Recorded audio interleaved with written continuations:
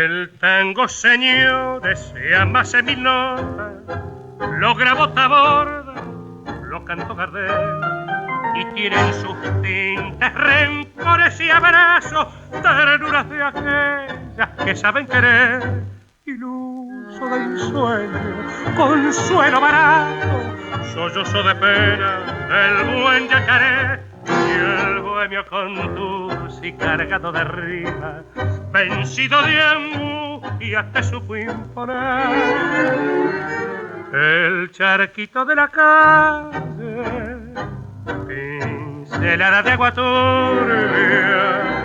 espejito que la lluvia en noche serena tiene la luna brilla, donde un murillo porteño, mezclando penas y amores,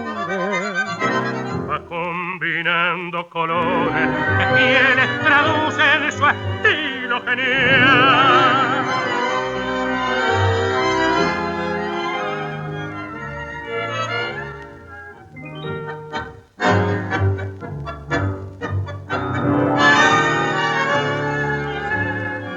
El tango es sollozo del triste que espera, y casi es un ruego del pobre ramal. Lo canta y lo siente el que tiene en su alma una pena muy